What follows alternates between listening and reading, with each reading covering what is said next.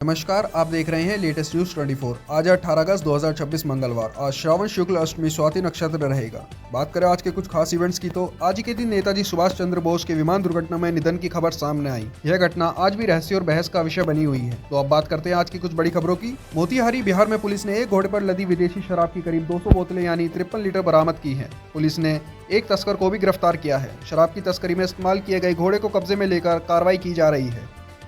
गिरफ्तार आरोपी की पहचान पश्चिमी चंपारण निवासी राहुल के रूप में हुई है। रामपुर यूपी में कथित तौर पर मायके की जमीन बेचने से इनकार करने पर एक महिला की उसके पति ने हत्या कर दी। आरोप है कि पति ने महिला नसरीन के हाथ पैर बांधकर फराडा फैन के तार से करंट लगाया और उसके प्राइवेट पार्ट समेत शरीर के कई हिस्सों में करंट लगाया। पुलिस ने आरोपी पति इजरार को गिरफ्तार कर लिया है। मुजफ्फरनगर यूपी में अपर जिला एवं सत्र न्यायाधीश रवि कुमार दिवाकर ने 4 महीने में 10 मामलों में 22 दोषियों को मौत की सज़ा सुनाई है। इससे पहले बरेली में पोस्टिंग के दौरान भी उन्होंने 13 मौत की सज़ा सुनाई थी। भारतीय कानून के तहत सत्र अदालतों द्वारा दी गई मौत की सज़ा को हाई कोर्ट से पुष्टि मिलना जरूरी होता है।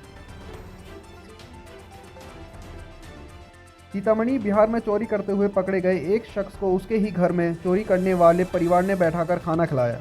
परिवार के एक व्यक्ति ने कहा, पहले खाना खिला रहे, कुछ हो जाए तो कौन जिम्मेदार होगा। वीडियो में चोर को रोते हुए देखा गया। वीडियो पर कई यूजर्स ने इस घटना को इंसानियत की मिसाल बताया है। प्रधानमंत्री नरेंद्र मोदी के दिमागी नक्सल बयान को लेकर जारी विवाद के बीच एक्स पर दिमागी नक्सल जनता पार्टी नाम से एक नया अकाउंट सामने आया है। इस अकाउंट के फिलहाल 7150 फॉलोअर्स हैं और यह राहुल गांधी, अखिलेश यादव, अरविंद केजरीवाल और ध्रुव राठी समेत 17 अकाउंट्स को फॉलो करता है। महाराष्ट्र बीजेपी के उपाध्यक्ष और पूर्व सांसद सुजय विखे पाटिल ने अहिल्यानगर मनमाड रोड के निर्माण में देरी के लिए अमेरिकी राष्ट्रपति डोनाल्ड ट्रंप को जिम्मेदार ठहराया है। उन्होंने कहा कि ईरान युद्ध के कच्चे तेल का संकट पैदा हुआ, जिससे सड़कों में इस्तेमाल होने वाले बिटुमिन के उत्पादन पर असर पड़ा है। पाटिल ने यह भी कहा कि ट्रंप के कारण लोग ज़्यादा शराब पीने लगे हैं। शहजाद पूनावाला ने बीजेपी को दोबारा अपना इस्तीफा भेजते हुए इसे स्वीकार करने का आग्रह किया है। उन्होंने इसे सार्वजनिक रूप से साझा करते हुए बताया कि पहले पार्टी ने उनका इस्तीफा स्वीकार नहीं किया था और दोबारा सोचने को कहा था। उन्होंने कहा कि अत्यावश्यक आर्थिक और व्यक्तिगत हालात के कारण वे निजी क्षेत्र में प्रवेश करेंगे, लेकिन पीएम नरेंद्र मोदी का समर्थन करते रहेंगे। यूजीसी नीट की इंग्लिश, कॉमर्स और सोशियोलॉजी परीक्षाओं में कई गड़बड़ियों के चलते दोबारा परीक्षा कराने के आदेश के बाद लोकसभा में विपक्ष के नेता राहुल गांधी ने प्रधानमंत्री नरेंद्र मोदी और एनटीए की आलोचना की है। उन्होंने कहा, गलती एनटीए करती है लेकिन सजा छात्र को भुगतनी पड़ती है। राहुल गांधी ने आगे कहा कि धर्मेंद्र प्रधान का इस्तीफा पहला कदम था, आखिरी नहीं।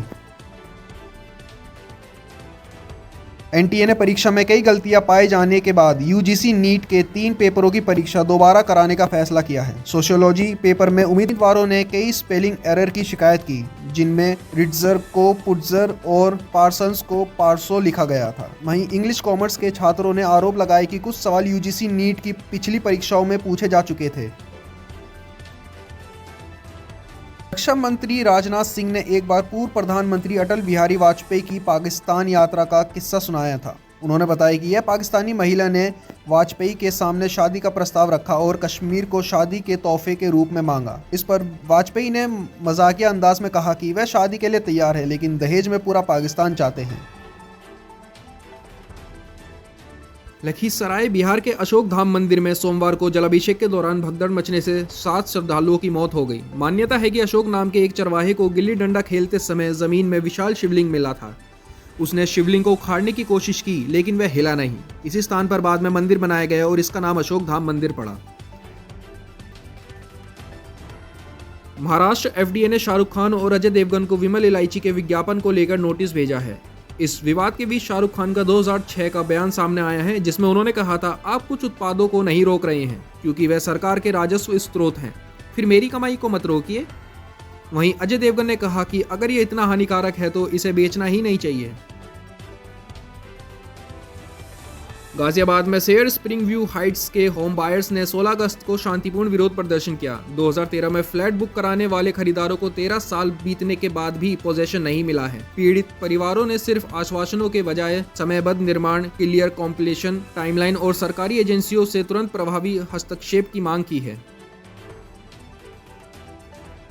जनगणना 2027 के दूसरे चरण यानी जनसंख्या गणना की शुरुआत आज से लद्दाख और जम्मू कश्मीर, हिमाचल प्रदेश तथा उत्तराखंड के बर्फीले इलाकों से हो रही है। इन क्षेत्रों में 17 से 31 अगस्त तक सेल्फ इन्यूमरेशन यानी खुद अपनी जानकारी दर्ज कराने की सुविधा रहेगी। इसके बाद 1 से 30 दिसंबर तक घर घर जाकर जनसंख्या गणना की जाएगी।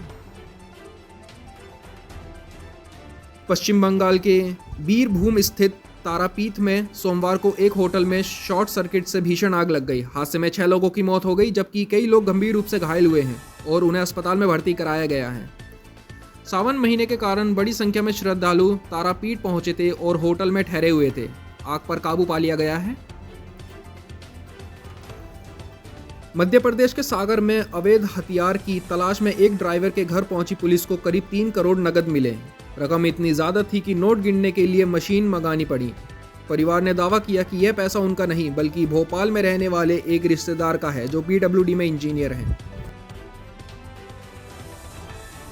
छत्तीसगढ़ हाईकोर्ट ने मुंगेली के छोटे भाई को दी गई अनुकंपा नियुक्ति का आदेश रद्द करते हुए मामला DEO को वापस भेज दिया है। कोर्ट के मुताबिक किसी मृत सरकारी कर्मचारी के एक से अधिक पात्र बच्चों के दावे पर बड़े बच्चे को वरिष्ठता के आधार पर प्राथमिकता मिलेगी। वहीं दूसरी शादी से जन्मे बेटे को भी अनुकंपा नियुक्ति का अधिकार है। LPG गैस सिलेंडरों के लिए आधार आधारित eKYC की अंतिम तारीख 16 अगस्त से बढ़कर 23 अगस्त तक कर दी गई है। सरकार ने स्पष्ट किया है कि eKYC नहीं होने की स्थिति में फिलहाल किसी भी उपभोक्ता का गैस कनेक्शन नहीं काटा जाएगा।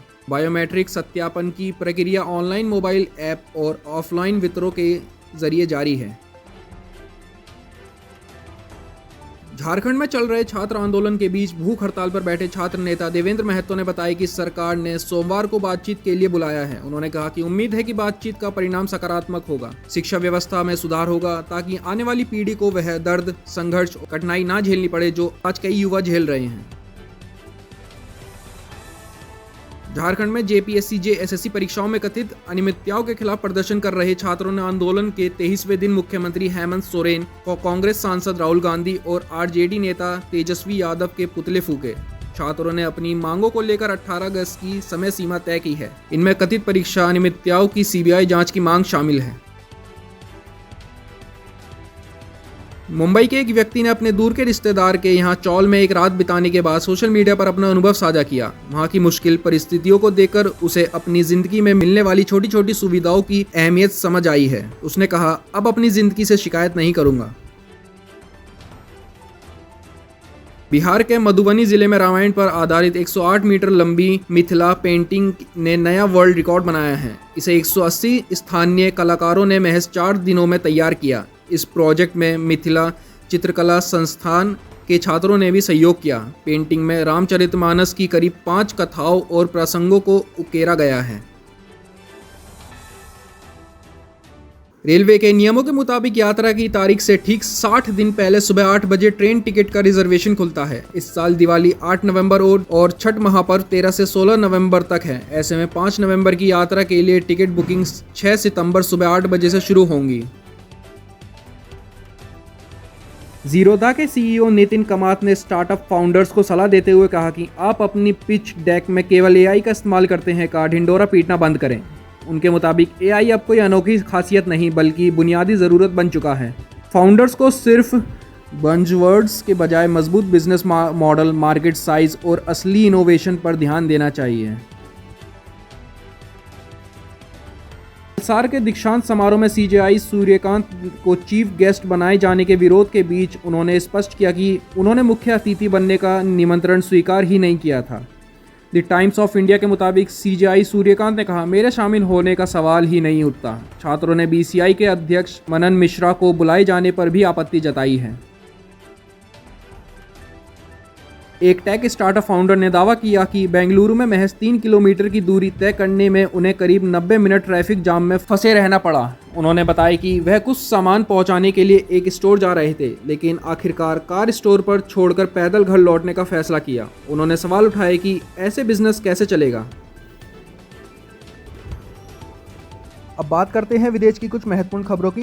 14 अगस्त को पाकिस्तानी अभिनेत्री द्वारा अपने देश का स्वतंत्रता दिवस मनाने का एक वीडियो सोशल मीडिया पर वायरल हुआ है, जिसके बाद उन्हें ट्रोल किया जा रहा है कि वीडियो में अभिनेत्रियां पाकिस्तानी झंडा फहराते हुए भारतीय देशभक्ति गीत ए वतन मेरे आज़ाद रहे तू पर नजर आ रही हैं। यह गाना आलिया भट्ट की फिल्म राजी का है। अमेरिकी एक्ट्रेस हैडन पैनेटियर का 36 साल की उम्र में निधन हो गया है। हालांकि उनकी मौत की वजह का अब तक खुलासा नहीं हुआ है। हैडन हीरोज, स्क्रिप्ट और नेशविले जैसे शो और फिल्मों में अपने किरदारों के लिए मशहूर थी। 21 अगस्त 1989 को जन्मी हैडन को नेशविले के लिए 2 बार गोल्डन ग्लोबल नॉमिनेशन मिले थे। राइटर्स के अनुसार यूक्रेन के विक्रीरीही में भारतीय मूल के अरबपति लक्ष्मी मित्तल के अर्सेलर मित्तल स्टील प्लांट पर रूसी मिसाइल से हमला हुआ है। यूक्रेन के सबसे बड़े एकीकृत स्टील प्लांट में शामिल इस प्लांट पर हुए हमले में 2 लोगों की मौत हुई है। हमले से मुख्य ऊर्जा और ब्लास्ट फर्नेस ऑपरेशन को नुकसान पहुंचा है, जिसके कारण उत्पादन आंशिक रूप से रोकना पड़ेगा। ईरानी सेना ने अमेरिकी सैनिकों को मारने या पकड़ने के लिए 28 लाख के इनाम का ऐलान किया है। सेना प्रमुख अमीर हतामी के मुताबिक ईरानी महिलाएं ऐसा करती हैं तो उन्हें 2 गुना इनाम दिया जाएगा। हतामी ने कहा कि वित्तीय सहायता में भाग लेने के लिए बड़ी संख्या में अनुरोध मिलने के बाद यह योजना बनाई गई। हालांकि ईरान में अमेरिकी सैनिकों की तैनाती की कोई जानकारी नहीं है। तो चलिए देखते हैं खेल जगत और मनोरंजन से जुड़ी कुछ बड़ी खबरें। 2027 वनडे वर्ल्ड कप की शुरुआत 2 अक्टूबर गांधी जयंती से हो सकती है। क्रिकबस के मुताबिक आईसीसी महात्मा गांधी को ट्रिब्यूट देने के लिए इस तारीख पर विचार कर रहा है। दक्षिण अफ्रीका, जिम्बाब्वे और नामीबिया की मेज़बानी में होने वाले टूर्नामेंट के पहले 4 या 8 अक्टूबर से शुरू होने की उम्मीद थी। महात्मा गांधी करीब 21 वर्ष दक्षिण अफ्रीका में रहे थे। रिपोर्टर्स में अभिनेत्री अंतरा बनर्जी को ट्रेन में रेलवे प्रोटेक्शन फोर्स के एक जवान पर कथित तौर पर रेजर से हमला करने के मामले में गिरफ्तार महिला बताया गया था। हालांकि उनकी टीम ने बयान जारी कर कहा, अंतरा बनर्जी का रिपोर्ट किए जा रहे इस मामले से कोई संबंध नहीं है। एफआईआर में नाम अंतरा सोहम बनर्जी का है। सोशल मीडिया पर दावा वायरल है कि रोज अगरबत्ती जलाने से डायबिटीज का खतरा बढ़ सकता है। इस पर डायबिटीज विशेषज्ञ डॉक्टर राजीव कोविल ने कहा, अगरबत्ती को डायबिटीज का कारण नहीं माना गया है। उनके मुताबिक अभी तक ऐसा कोई पुख्ता सबूत नहीं है कि अगरबत्ती जलाने से डायबिटीज होती है। S&P ग्लोबल रेटिंग ने कहा कि भारत के परिवारों के साथ साथ वियतनाम, इंडोनेशिया और फिलीपींस जैसे एशिया प्रशांत देशों की अर्थव्यवस्था भी अल नीनो के कारण होने वाले कीमतों के झटकों के प्रति अत्यधिक संवेदनशील है। कमज़ोर बारिश और जलवायु संबंधित बदलावों से कृषि उत्पादन घट सकता है, खाद्य कीमतें बढ़ सकती हैं और जल विद्युत उत्पादन प्रभावित हो सकता है। ट्रैकिंग से लौटने के बाद कई लोगों में बुखार, जुकाम, थकान, शरीर में दर्द, गले में खराश, पेट में दर्द और सिर दर्द जैसी समस्याएं शुरू हो जाती हैं, जिन्हें आमतौर पर ट्रैक फीवर कहा जाता है। डॉक्टर मंजूषा अग्रवाल ने बताया कि ट्रैकिंग के दौरान शरीर पर काफ़ी दबाव पड़ता है और अत्यधिक मेहनत से इम्यूनिटी अस्थायी रूप से प्रभावित हो सकती है, जिससे वायरस या बैक्टीरिया के लिए संक्रमण फैलाना आसान हो जाता है। ऑनलाइन 2022 का एक वीडियो फिर से वायरल हो रहा है, जिसमें 3 साल का बच्चा चॉकलेट न मिलने पर अपनी मां की शिकायत करने पुलिस चौकी पहुंचा। बच्चे ने मां को जेल भेजने की मांग करते हुए कहा कि उसकी मां चॉकलेट ले लेती है और उसे मारती भी है। बच्चे की बात सुनकर पुलिस अधिकारी हंसने लगी।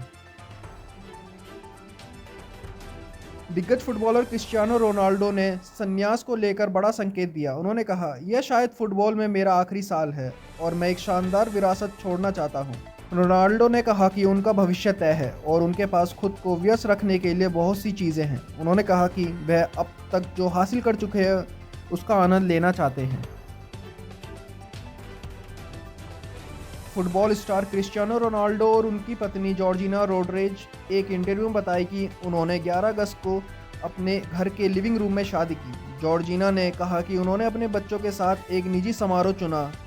कपल बाद में परिवार और दोस्तों के साथ जश्न मनाने की योजना बना रहा है।